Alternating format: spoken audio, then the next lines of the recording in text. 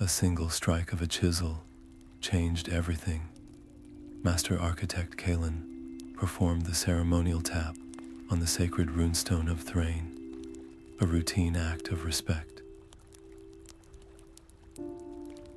But this time, the stone answered back.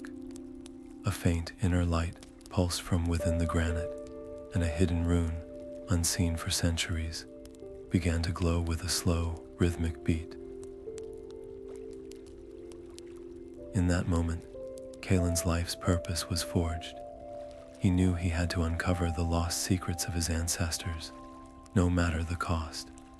This discovery put him on a direct collision course with the Stone Council elders, who saw only danger in awakening what was meant to stay buried.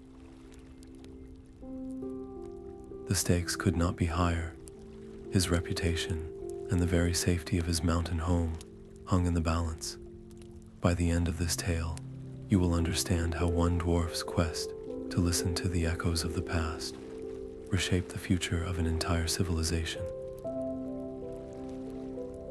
Wherever you are in the world right now, and whatever the hour, feel free to share your corner of the globe with me. What forgotten knowledge do you think is waiting to be rediscovered, hidden just beneath the surface of our own world? The rhythmic glow from the runestone felt like a heartbeat in Kaelen's hands as he stood before the Stone Council.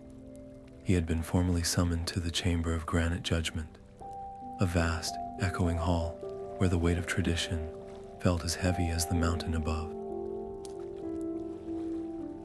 Elder Morwen's voice cut through the silence, demanding to know why he had awakened a relic best left to dust. Kaelen did not flinch. He placed the pulsating runestone on the central obsidian table, its light casting long, dancing shadows on the stern faces of the elders. He argued that this was not mere curiosity, but a necessity for their very survival.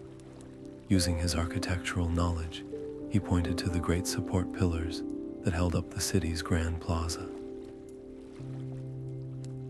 He described the hairline fissures he had documented, fractures that defied conventional repair. His research suggested these flaws were not random. They were echoes of a forgotten building technique, a deliberate design from the first builders that was now failing. The council was deeply divided. Some saw prophecy in the stone's light, while others saw only peril.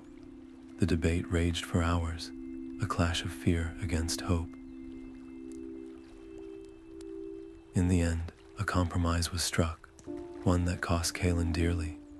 He was granted a small, reluctant team of explorers to investigate his claims, but in return, he was stripped of his authority over all current deep dig projects.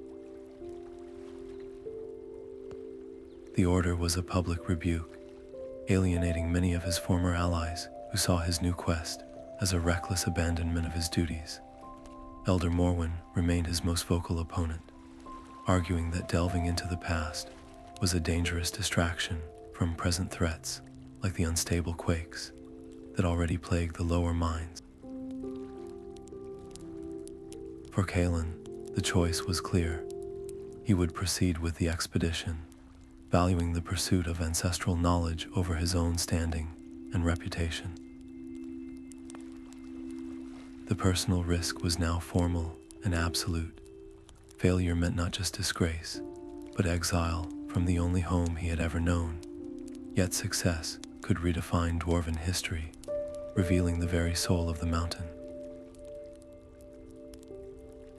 The deep, silent tunnels awaited, holding both the promise of revelation and the certainty of peril. The air in the silent quarry was thick with ancient dust and the scent of impending collapse. Kaelen led his small team forward, their lanterns carving small pools of light in a suffocating darkness. Every footstep echoed, a fragile sound against the mountain's immense silence. Then came the low groan, a deep shudder that sent a rain of pebbles from the ceiling. Ahead, a main support arch shuddered, its stones grinding against each other. A web of cracks raced across the tunnel wall, and with a roar of fracturing rock, the passage began to buckle. There was no time for discussion. Kaelen shoved his companions back and lunged forward, pulling a sealed clay urn from his pack. He smashed it against the failing wall, and a thick, gray paste erupted from within. This was Quickstone resin, a precious alchemical compound that could fuse rock in seconds. He worked with frantic, precise movements, slathering the glowing resin into the widening fissures. The substance hardened instantly, emitting a sharp hiss and a wave of heat, locking the crumbling stones into a new, solid mass. The tunnel held. For a long moment, the only sound was the ragged breathing of the dwarves. They were safe, but the cost was immense. That single urn had been their primary defense against a total cave-in, and it was now gone. The team looked to Kaelen, their initial skepticism replaced by a sober reliance. He had just proven his worth not as a dreamer, but as a lifesaver. The path behind them was stable, but the way forward was now infinitely more dangerous. Another collapse would mean certain entombment. Kaelen stood before the choice every explorer fears: retreat to safety or advance into the unknown. He placed a hand upon the still warm, resin-streaked wall. He closed his eyes, and there it was, a faint vibration thrumming up through the stone, a rhythmic pull that matched the memory of the runestone's glow. He turned to his team, his face set with a grim determination. "We go on," he stated, his voice barely a whisper yet firm. "The stone is guiding us. It has to be worth the risk." To turn back now would make this sacrifice meaningless. With no resin and dwindling options, they pressed deeper into the consuming black. The tremors seemed to follow them, a constant reminder of their vulnerability. And then, beneath the fear and the grinding rock, a new sound emerged, a low, persistent hum that seemed to originate from the very heart of the mountain. It grew with every step, a deep, resonant tone that vibrated in their bones. As they rounded a jagged bend, a glint of something smooth and deliberate caught the lantern light, a sliver of worked stone seamlessly fused into the rough tunnel wall, a clear sign that they were no longer in a natural cavern. Someone or something had built this. The perfectly smooth surface of the black obelisk felt unnervingly warm. Kaelen ignored Brenna's sharp warning and pressed his bare palms against its darkness. The world dissolved in a silent, violent flash. He was no longer in the cavern. He stood in a radiant hall where Dwarven masters did not hammer steel, but wove strands of pure, liquid light into shimmering lattices. Their tools were crystalline tuning forks, and their anvils hummed with resonant energy.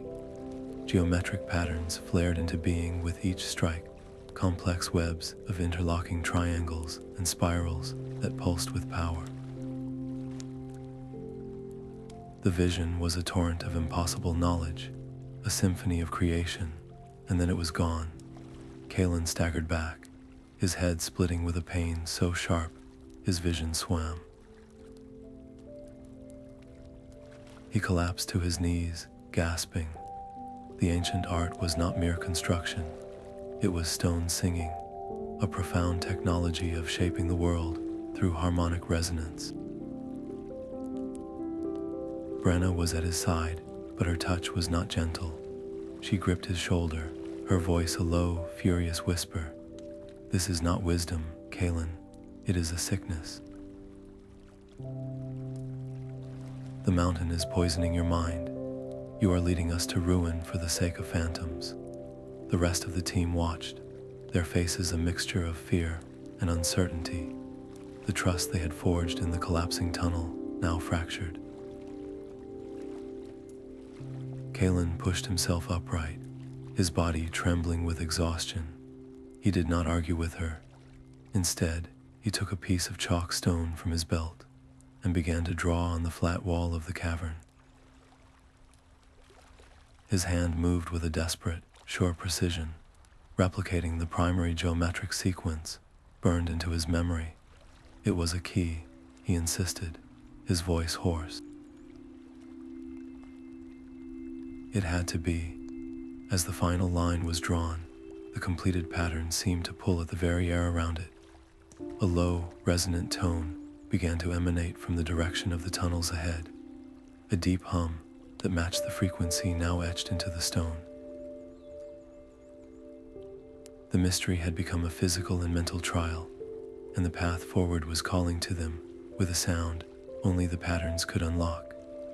The chasm opened before them without warning, a vast, black tear in the world that swallowed the light from their lantern.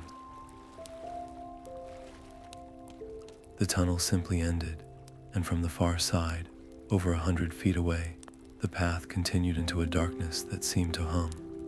There was no obvious way across. Panic began to ripple through the team, their whispers echoing into the void. But Kaelen stood motionless at the edge, his eyes closed, his hands pressed against the rough stone of the ledge. He was not praying. He was listening to the stone, feeling for the subtle stress fractures and harmonic imbalances his vision had taught him to perceive. He pointed to a seemingly random cluster of stalactites on the ceiling high above. "Those are not natural formations," he said, his voice steady. "They are the anchor points." He ordered the team to strike a specific sequence of notes on their iron climbing picks against a smooth, disc-like stone set into the wall. The sound was discordant at first, a clumsy clanging in the immense silence. But as the final note rang out, a deep, grinding shudder shook the entire cavern. From the abyss below, a structure began to rise. It was a bridge, but not of stone or wood. It was woven from strands of pure, milky crystal, each one humming as it slotted into place, forming a narrow, translucent walkway that slowly extended across the gap. The mechanism was achingly loud, a symphony of ancient gears and resonating stone that had not been heard in millennia. As the final crystal clicked into position, the noise reached a crescendo. And then, from the tunnel behind them, came a different sound, a roar of surrendering rock. They spun around just in time to see the ceiling, where they had stood moments ago, collapse in a cloud of dust and rubble, sealing the passage completely. The thunderous crash faded, leaving only the faint, persistent hum of the crystal bridge. They were trapped. Their retreat was gone, and with it, any fleeting sense of security. Brenna stared at the wall of stone that had once been their way out, her face pale. "Our supplies," she whispered. "Half our rations, the spare lantern fuel, it is all buried." Morale shattered in that instant. The team looked from the sealed tunnel to the fragile-looking bridge, their hope crumbling as surely as the rock. Kaelen turned to face them, standing between his despairing crew and the only path left. He knew he could not lie to them. He met each of their terrified eyes. "I know what we have lost," he said, his voice carrying a weight that silenced their fears. "But that path led only to the world we already knew. This one," he gestured to the glowing bridge, "leads to the world we forgot. We are not trapped. We are chosen. The mountain has sealed our doubts behind us, so we may move forward with clarity. Our way home is not back there. It is through there." He pointed into the darkness beyond the chasm. "And it is calling to us." A faint, melodic chiming drifted from the blackness ahead, a gentle, inviting sound that stood in stark contrast to the violent collapse. It was a siren song of crystal and hope, and they had no choice but to follow. The melodic chiming grew into a chorus as they stepped from the bridge, its source now revealed. The cavern ahead was not carved but grown, its walls and ceiling a forest of hexagonal crystals, each one pulsing with a soft, internal light. The air itself seemed to vibrate with a low, complex harmony, a sound that was felt more than heard. Kaelen approached the nearest wall, his hand hovering just above a cluster of deep blue crystals. He did not need to touch them. As he focused, the whispers began. They were not voices in any language he knew, but pure concepts and images that flowed directly into his mind. He saw the ancient architects, their forms shimmering with intent, gathered around a massive, three-dimensional map of the mountain range. They were not just builders, they were conductors. Their discussion centered on the Great Harmonizing, a grand project to tune the entire spine of the mountains into a single, stable chord, using these very crystals as amplifiers to resonate with the world's deep geology. It was a vision of perfect balance, an eternal peace for the stone. Then the vision fractured. A violent discord, a sundering, shattered the great song.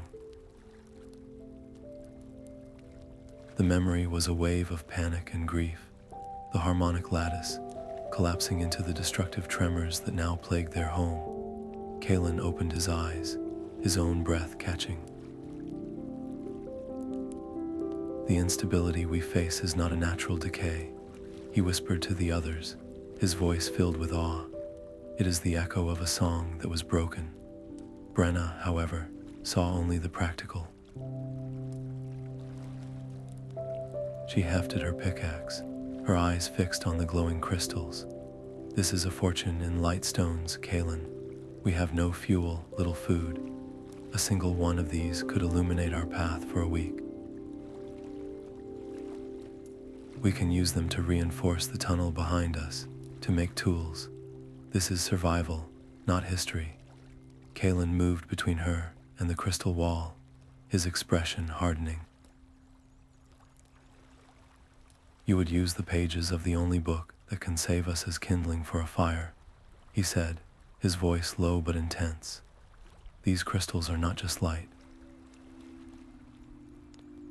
They are a record.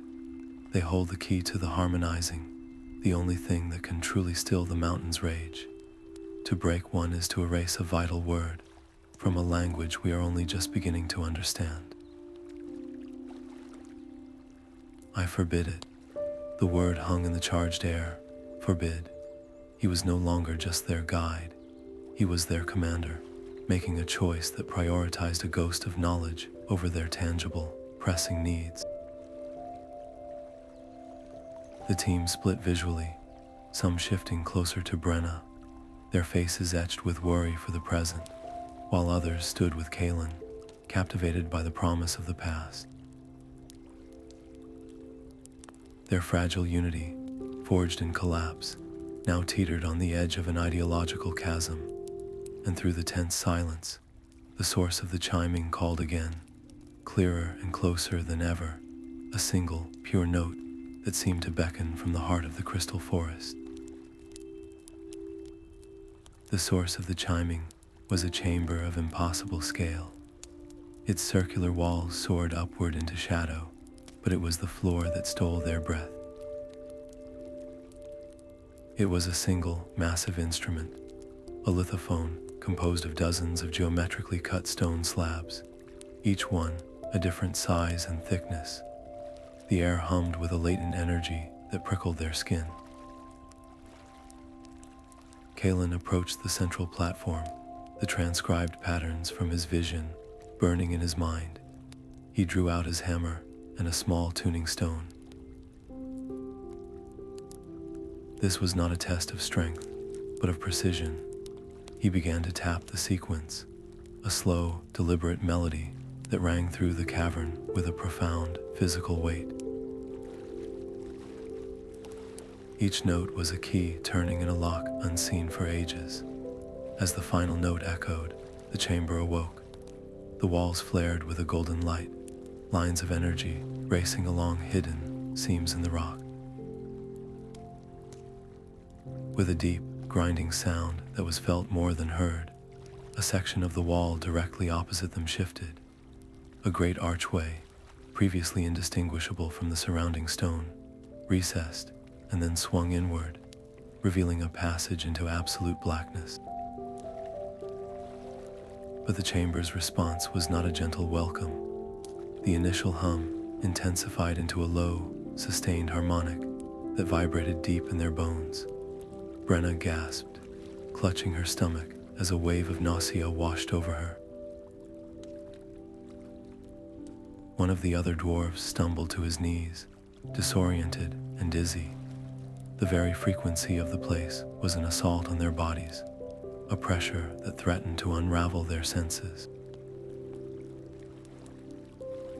Kaelen himself felt a sharp pain behind his eyes, but he forced himself to stand straight. "We must go through," he said, his voice strained. "We have asked the mountain a question, and it has given us an answer.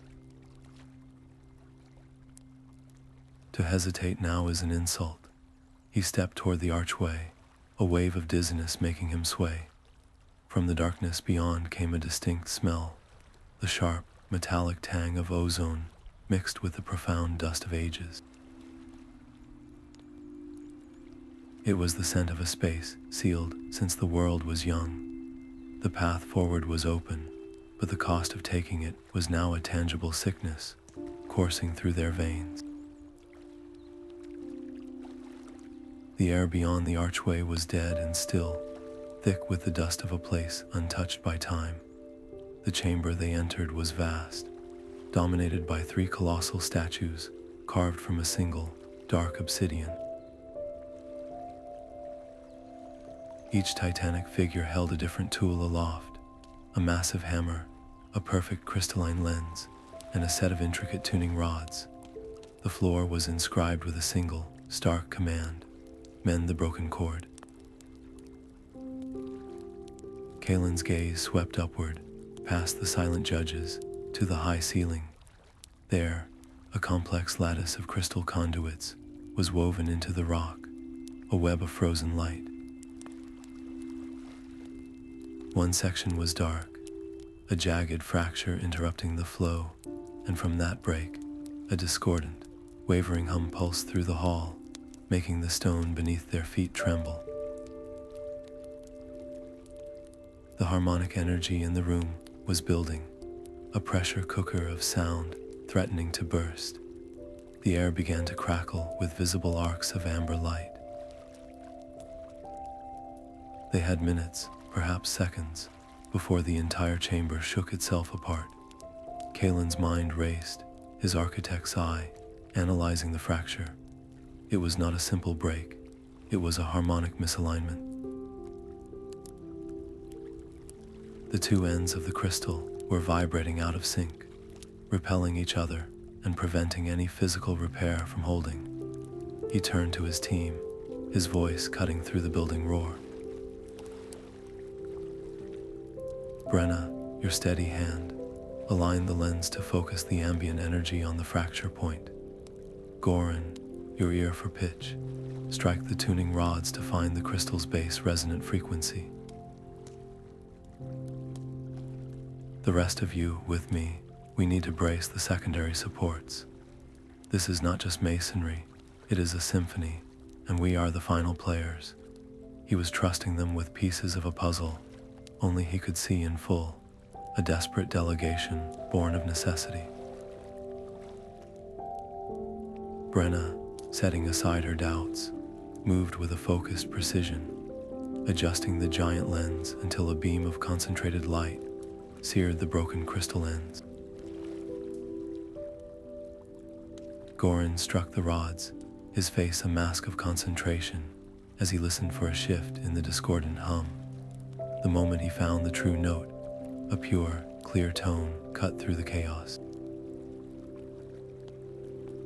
"Now, Kaelen," he shouted. Kaelen, using a stone mallet, tapped the fractured ends in rhythm with that pure tone. He was not forcing them together, he was inviting them to resonate as one.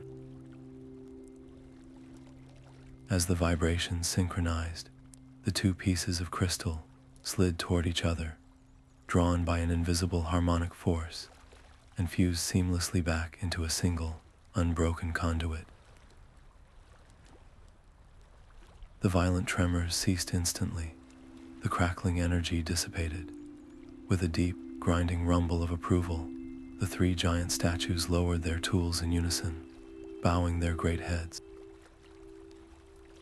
The wall behind them parted, revealing a circular platform etched with runes. A lift mechanism awakened from its long slumber. They had passed the trial. They had proven their understanding was more than historical curiosity. It was a living skill. As the team stepped onto the platform, the lift groaned into motion, carrying them not just downward, but into a deeper layer of the mountain's mystery, descending into a silence so profound it felt like the beginning of the world itself. The lift settled into a silence so deep it felt like the end of all things. Before them stretched a cavern that defied reason, a hollow space within the mountain, so vast its ceiling was lost in a glittering darkness.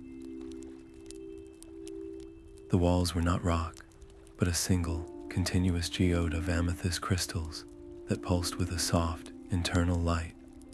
And at the center of this impossible chamber, floating unsupported in the air, was a heart. It was a mass of living crystal, larger than a dwarven forge, throbbing with a slow, rhythmic light that filled the cavern with a palpable warmth. This was the Core Resonator, the legendary source of the mountain's original song. Kaelen stepped forward, drawn by an instinct he could not name, and placed his bare hands upon its smooth, warm surface. The past did not whisper to him this time. It roared. He was torn from his body and thrown into a memory that was not his own. He stood among the first architects in this very chamber, at the moment of their greatest failure.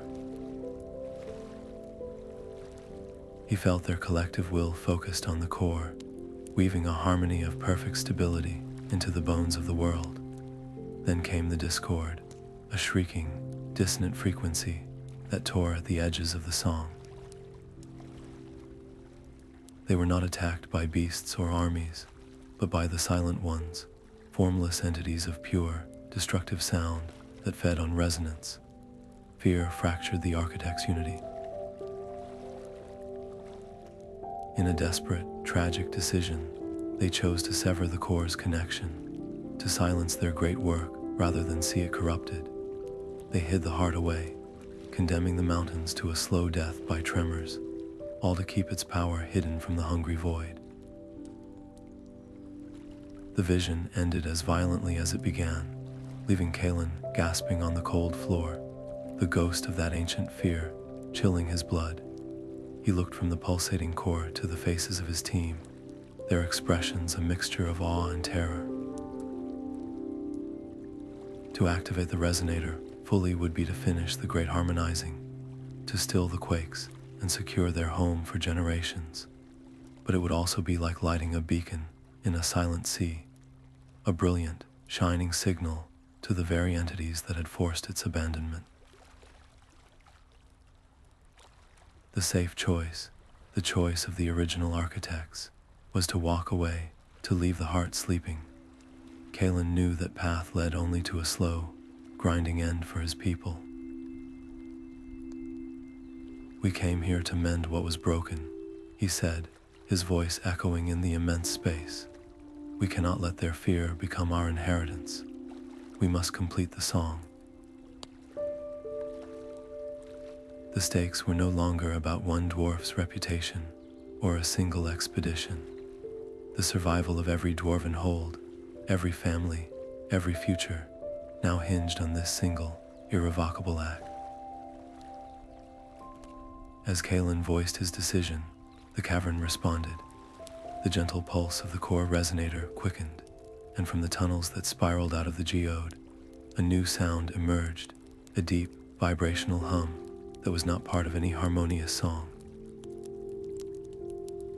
It was the sound of a string being pulled taut, the sound of a storm gathering in the absolute silence of the deep earth.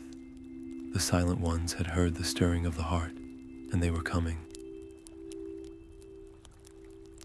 The first silent one phased through the amethyst wall like a heat haze, a shimmering distortion in the air that carried a wave of pure dissonance. It was not a sound so much as an assault on the mind, a screeching wrongness that made their teeth ache and their thoughts scatter. Kaelen's hand, poised to adjust a crystalline tuning rod, slipped as a wave of vertigo washed over him. The tool clattered against the core resonator, sending a jarring, discordant chime through the cavern. More of the entities poured through the solid walls, their forms rippling and undefined, each one amplifying the psychic noise. It was a physical and mental battle, forcing their bodies to move with precision while their senses were under siege. Their carefully laid plan was unraveling before their eyes. Kaelen shouted over the rising cacophony, his voice strained. Brenna, form the circle. Use the foundational chant, the Hearthstone melody. Everyone now, he turned back to the core, trusting them with their lives. Brenna, her face pale but determined, began the low, rhythmic chant their people used to bless a new forge. The other dwarves, fighting through their disorientation, joined her, their voices weaving together into a simple, sturdy harmony. It was not a weapon of great power, but one of profound stability. The wall of sound they created did not destroy the silent ones, but it pushed them back, creating a fragile, shimmering barrier of audible order against the encroaching chaos. Inside this protective ring, Kaelen worked with a frantic, feverish intensity. His hands flew across the core's surface, aligning the final sequences. But the core itself was reacting to the conflict, its light pulsing in a frantic, unstable rhythm, flaring from a deep, steady gold to a panicked, blinding white. The mountain groaned in response, a deep, shuddering tremor that sent cracks racing across the geode walls. The stakes were absolute. If the core destabilized completely, the resulting harmonic backlash would not just bring the cavern down on their heads, it would shatter the mountain's foundation, dooming every soul within it. And if their own counter-harmony failed for even a second, the silent ones would be upon them, unmaking their minds before their bodies were even touched. It was a race against the collapse of both stone and spirit, a desperate last stand in a chamber of crystallized light, holding back the silent, screaming dark with nothing but the strength of their own voices. The massive silent one did not attack with force, but with memory. As Kaelen's fingers closed around the final, pivotal crystal, the entity condensed before the core, and the cavern vanished. He was thrown back into the moment of the sundering, but this time he did not just witness it, he felt it. The paralyzing terror of the first architects flooded his nervous system, their certainty that they were about to unleash an unstoppable doom upon the world. He felt the raw, desperate shame of their failure, the crushing weight of their collective decision to retreat into silence. The vision was a poison, an echo of despair, meant to convince him that his own hope was nothing but youthful arrogance. His hand trembled, the crystal slipping in his sweat-slicked grasp. To complete the circuit now felt like repeating a catastrophic mistake. But as the wave of ancient fear crested, something in Kaelen rebelled. He saw not a warning, but a tragedy. He saw a brilliant mind so paralyzed by the fear of what might go wrong that they guaranteed everything would. Their legacy was not safety, but slow decay. No, he roared, his voice cutting through the psychic onslaught. Your fear is not my inheritance. I will learn from your failure, not be doomed by it. With a final, decisive surge of will, he slammed the crystal home. The effect was instantaneous. A wave of pure, stable energy erupted from the Core Resonator, a visible sphere of golden light that expanded in perfect, silent harmony.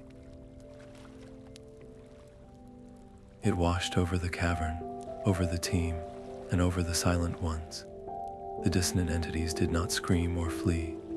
They simply dissolved, their forms unwinding like tangled threads caught in a cleansing wind, reabsorbed into the mountain's newly restored song.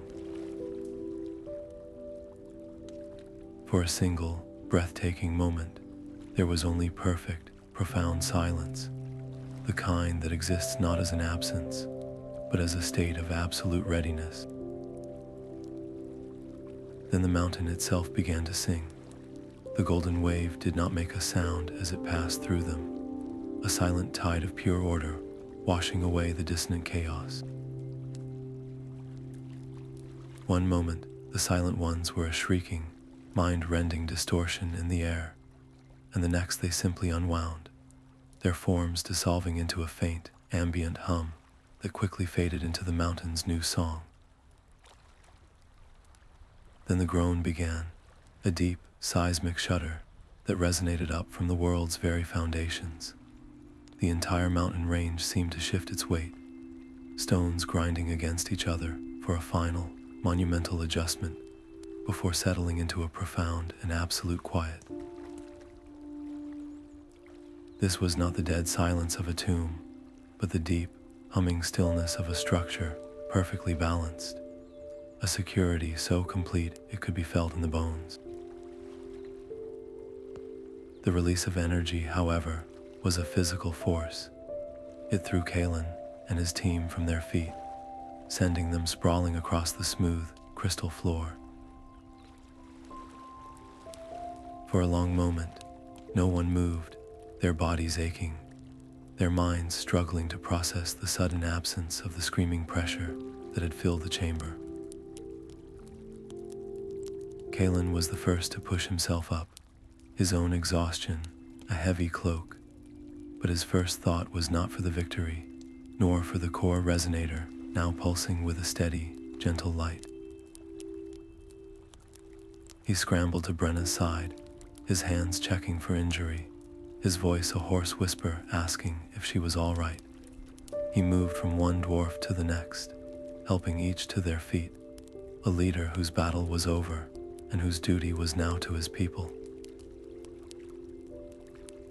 They stood together, a ragged, weary group in the heart of the glowing geode. The tension that had sustained them for so long had evaporated, leaving behind only the deep, physical drain of their ordeal.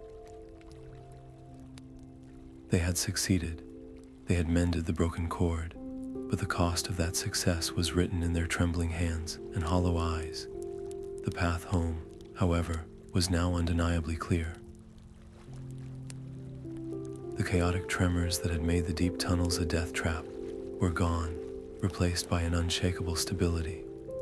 The journey back would still be long, but the mountain itself would no longer fight them. They had not just found a way home, they had made the way home safe, not only for themselves, but for every generation to come. The climb back to the main halls felt like walking through a different mountain. The air was still, the deep, unsettling tremors replaced by a profound and steady quiet. When they finally emerged from the service tunnel into the Grand Plaza, they were met with a sight that stole their breath. The great support pillars, once webbed with hairline fissures, were now visibly whole, their stone surfaces humming with a faint, golden light. A crowd had gathered, not of armed guards, but of silent, awestruck dwarves, their faces upturned in wonder. At the center of them all stood Elder Morwen, his arms crossed, his expression a mask of stone, betraying nothing of the thoughts warring behind his eyes. The physical proof of Kaelen's quest was undeniable, etched into the very bones of their home. Kaelen, his clothes torn and his body heavy with exhaustion, did not address the crowd. He walked directly through the parted sea of his people, his gaze locked on the elder who had been his most vocal opponent. He stopped before Morwen and, without a word, held out his hand. In his palm lay a small, luminous shard, a piece of the Core Resonator he had stabilized himself. It pulsed with the same gentle, steady rhythm as the pillars around them. "This is not my victory," Kaelen said, his voice raw but clear. "It is our legacy reclaimed. I offer it to you, not as a challenge, but as a foundation to build upon. The future of our people does not lie in fearing the past, but in understanding it." The entire plaza held its breath. The cultural schism that had divided them was now personified in this single, silent exchange. Would the old guard cling to their fear of the unknown, or would they accept this new, resonant truth? Morwen's eyes dropped from Kaelen's weary, earnest face to the glowing crystal in his hand. He did not move to take it, his own hand remaining at his side, a symbol of resistance, or perhaps profound consideration. The fate of their society, its direction for generations, balanced on the edge of that ungiven gift. The silence in the plaza broke with a single movement. Elder Morwen's hand, which had remained stubbornly at his side, finally lifted. He did not take the glowing shard from Kaelen's palm, but instead closed his own weathered hand over Kaelen's, pressing the crystal between their two palms in a gesture of shared burden. That single act of acceptance sent a ripple through the crowd, a visible release of a tension that had held their society in its grip for generations. In the days that followed, the old certainties crumbled faster than any unstable tunnel. Kaelen was summoned not to the chamber of granite judgment for reprimand, but to the forge of deliberation, where he was formally invited to restructure the Stone Council itself. He proposed a new seat, a voice equal to the elders, called the Keeper of Echoes. This was not a position of power, but of stewardship, dedicated to preserving the lost language of the stone and ensuring its wisdom would never be buried again. His first act with this new authority was to throw open the deep archives, chambers that had been sealed for centuries, allowing any dwarf with the curiosity and the will to study the fragile scrolls and resonant crystals within. Dwarven society, so long focused on mere survival against the tremors, began to breathe again. A renaissance unfolded in the forge-lit halls. Young architects, inspired by the restored pillars in the Grand Plaza, began experimenting with harmonic bracings, weaving subtle crystalline filaments into new support structures that hummed with stability. They were not just building stronger, they were building smarter, integrating the principles of resonance their ancestors had mastered. Yet for every innovator, there was a traditionalist who watched these changes with a deep-seated unease. They saw the old ways, the ways of brute force and proven, simple stonework, being cast aside for what they called dangerous frivolity. They whispered in the ale halls that this new knowledge was diluting their heritage, making them dependent on a power they did not fully control. The cultural schism had not vanished, it had merely shifted.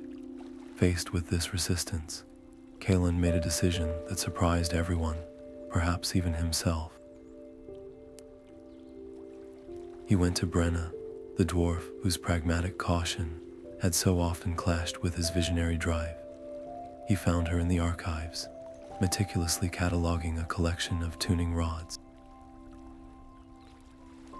"I need a keeper of echoes," he told her, "whose first instinct is not to chase the whisper, but to question it. I need your caution to balance my ambition. Will you help me build a future that is both brilliant and safe?" The offer was more than a job. It was an apology and a recognition of her invaluable perspective. It mended the rift between them, forging a partnership where once there had been conflict.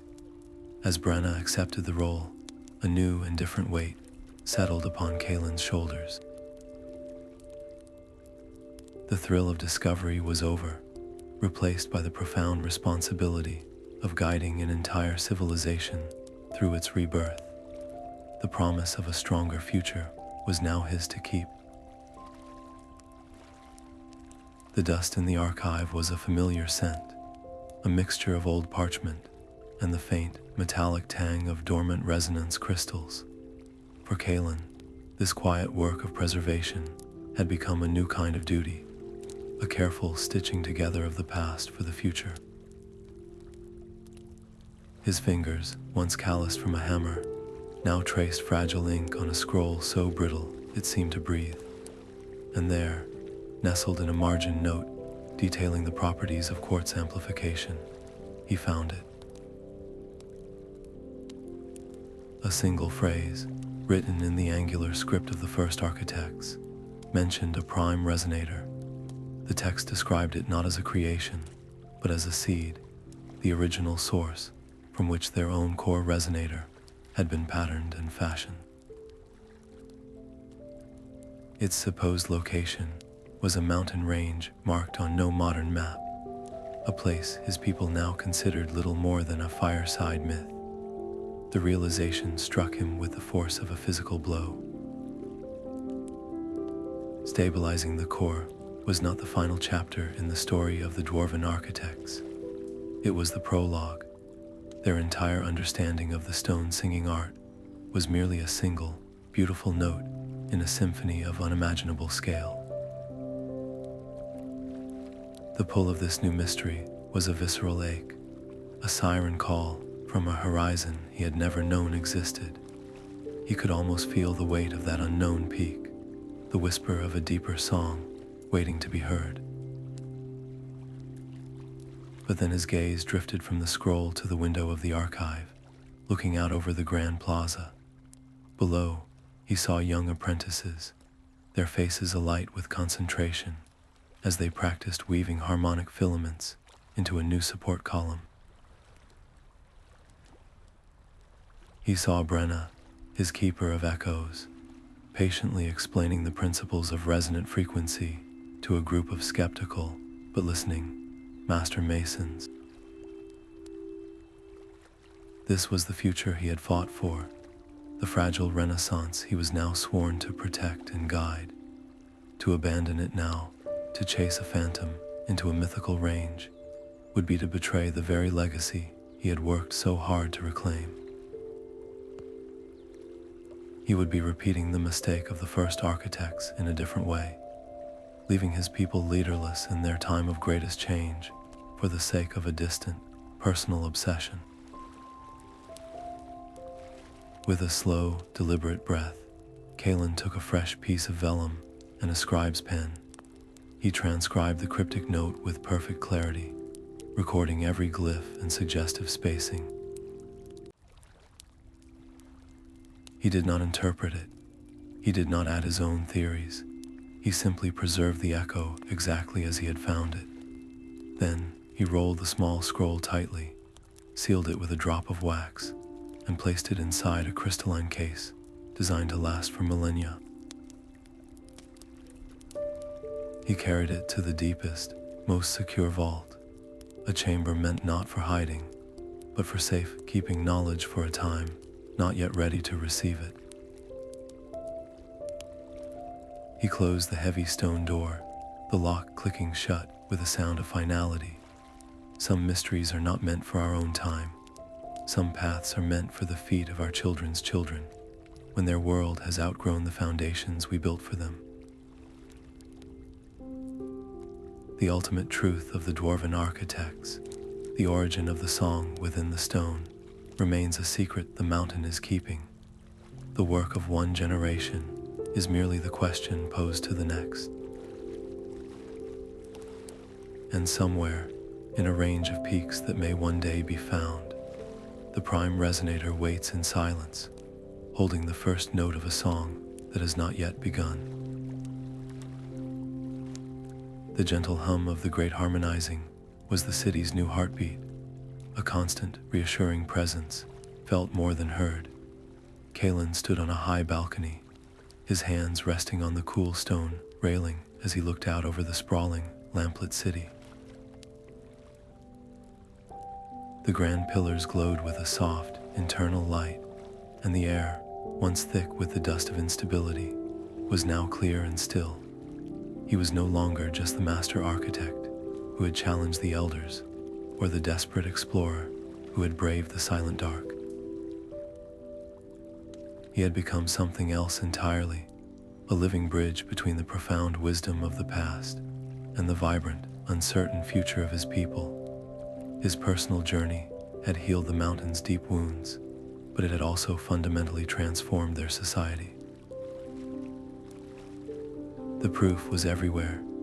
In the forges below, the rhythmic clang of hammers was now accompanied by the subtle chime of resonant tuning, as smiths experimented with alloys that could hold a harmonic charge. In the learning halls, young dwarves studied the geometric patterns he had transcribed, not as historical curiosities, but as the foundational principles of a new architectural language. The city itself was the greatest testament, a structure that was no longer merely built upon the mountain, but was now in harmonious conversation with it. This was the ultimate lesson of the stones. The most enduring structures are not those made from the strongest granite or the most precious metal.